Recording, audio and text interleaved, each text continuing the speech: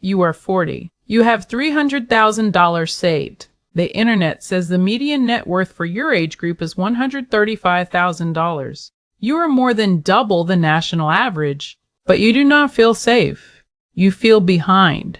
If you are 35 to 50, making $150,000 to $250,000 a year with $200,000 to $500,000 saved, and the retirement panic is real, even though the math says you are ahead of most Americans, this is not a math problem.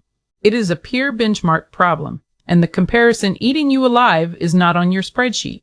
I want to show you something. A single calculation that most people in your income bracket have never run, not because they are bad at math, because nobody told them to run it backwards. When we do that together today, you are going to see a number that changes how this feels entirely, and the feeling you are chasing has a name. I call it the stuck middle. You are above the national floor. You are below the peer ceiling, and that gap is the most expensive psychological trap in personal finance. I am Sarah. This is Sarah's Money Map. And if you have ever stared at your portfolio balance on a Sunday night feeling like something has gone wrong, despite the fact that nothing actually has gone wrong, this video is the one I wish someone had made for me 5 years ago. Let us start with why the anxiety is completely legitimate. And I mean that without condescension. You are not being dramatic. You are not being ungrateful. You are responding rationally to a real benchmark mismatch. Here's what the benchmark looks like from where you are standing. The Federal Reserve Survey of Consumer Finances from 2022 is the most comprehensive household wealth data we have. It puts the median net worth for ages 35 to 44 at $135,000. You are at $300,000. You are 2.2 times above the median for your age group. By any national measure, you are winning. But that is not the benchmark you are using, and here's why. You work around people who make what you make. You went to graduate school with people who make what you make. Your LinkedIn feed is full of people who make what you make. And the informal benchmark inside that peer group is not the national median. It is something closer to the Fidelity 3-times salary rule. The rule that says by age 40, you should have 3 times your annual income saved. If you earn $150,000, that target is $450,000. You are at 300. You are 60% of the way to a benchmark that exists inside your peer group, but nowhere in the national data. That gap between where you are and where your peers seem to be is what I call the peer benchmark trap. It is invisible. It has no official number, and it is running your financial self-image into the ground. The stuck middle is a specific phenomenon. You earn enough that you do not qualify for the sympathetic narrative. Nobody writes articles about the financial struggles of people with $300,000 saved, but you earn just enough below the aspirational narrative that you feel like the slow kid at a fast table. Both feelings at once. Too much to complain, not enough to feel free. That is the stuck middle. It is real. It is documented in comment threads across Reddit and Bogleheads, and it is the anxiety that keeps high earners up at 3 in the morning doing math on their phones. Now I want to show you why the math says something completely different from what the anxiety says. And this is the part where I need you to stay with me, because the numbers are genuinely surprising. You are 40 years old. You have $300,000 invested in a diversified portfolio. You have 25 years until a standard retirement age of 65. The historical real return of a diversified stock portfolio, after accounting for inflation, is roughly 7% annually. That is the number financial planners use. That is the number the academic literature supports over long time horizons. Here is what happens to your $300,000 if you never add another cent. You just leave it alone.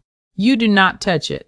You let 25 years of compound growth do its job. 300,000 times 1.07 to the power of 25. The multiplier at 7% over 25 years is 5.43. Every dollar you have today becomes $5.43 at 65. 300,000 becomes 1.63 million without a single additional contribution. Let that land for a second. You are not behind. Your existing portfolio is already on a trajectory to produce $1.63 million by the time you retire. That is before your next paycheck. That is before your next bonus. That is before a single additional dollar of savings. Now let us talk about what happens when you keep doing what you are already doing. The IRS maximum employee contribution to a 401k in 2026 is $24,500 per year. If you are maxing your 401k every year for the next 25 years at that same 7% real return, the math on the additional contributions alone produces roughly $1.65 million more. Add the two together. $1.63 million from your existing portfolio. $1.65 million from your ongoing contributions. You arrive at 65 with $3.29 million. $3.29 million. Now apply the 4% rule, the withdrawal framework from the Trinity study that has anchored retirement planning for 30 years. 4% of $3.29 million is $131,600 per year, every year, inflation adjusted, without depleting the principal in any historical simulation going back to 1926. The anxiety said you were behind. The math says you are going to retire with over $3 million and more than $130,000 a year in income. These two things cannot both be true. One of them is lying to you, and it is not the math. I want to draw you a picture with words because this is the image that I think matters most. Imagine a graph. The horizontal axis is time, 25 years from now to age 65. The vertical axis is dollars. There are two lines on this graph. The first line is flat. It sits at 300,000. That is the number you have been staring at on Sunday nights. The number that feels stuck. The number that feels insufficient. That flat line is how your anxiety sees your money. Static. Going nowhere. Frozen at a number that feels too small. The second line starts at the same place, but it curves upward. Slowly at first, then steeper, then nearly vertical in the final years. That curved line is what compound interest actually does to your 300,000. By year 10, it crosses 590,000.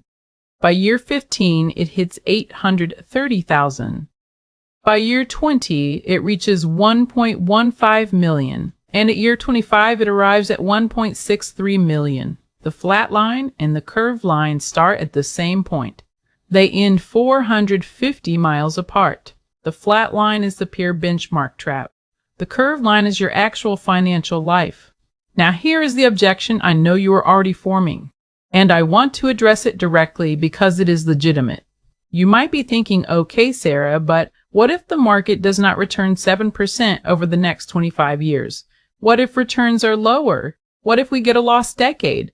That is a fair concern. Let us run the conservative version. If real returns average 5% instead of 7, your 300,000 grows to 1.02 million at 65, not 1.63 million. Meaningful difference, but still over $1 million from money you already have, still well above the national median for retirees. Still a foundation that most Americans will never build. The math is more robust than the anxiety suggests, even at the pessimistic end. The second objection is more personal. You might say, I cannot actually max my 401k every single year. Life happens, kids happen, mortgages happen. That is also fair. Here's the thing. You do not have to max it every year to get to a strong outcome. If you contribute half the maximum, $12,000 a year instead of $24,500, over 25 years at 7%, that adds roughly $800,000 to your portfolio. You still arrive at 65 with $2.43 million total. Still above $2 million. Still generating over $97,000 a year under the 4% rule. The peer benchmark trap works by making you measure your progress against the most optimized version of everyone else simultaneously. The person who maxed their 401k at 22. The person who got equity in the startup that hit. The person who inherited a down payment and bought in 2012. You are not competing against any one person. You are competing against the highlight reel of an entire cohort. That is the competition no one can win, because no one person has done all of those things. They have each done one of them. Here is what the math is actually telling you.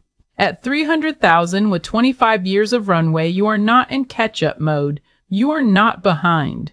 You are in compounding mode, and compounding mode looks like nothing for years, and then looks like everything all at once. The last 5 years of your 25-year runway will add more dollar value than the first 15 combined. That is not motivation. That is arithmetic. The curve steepens at the end.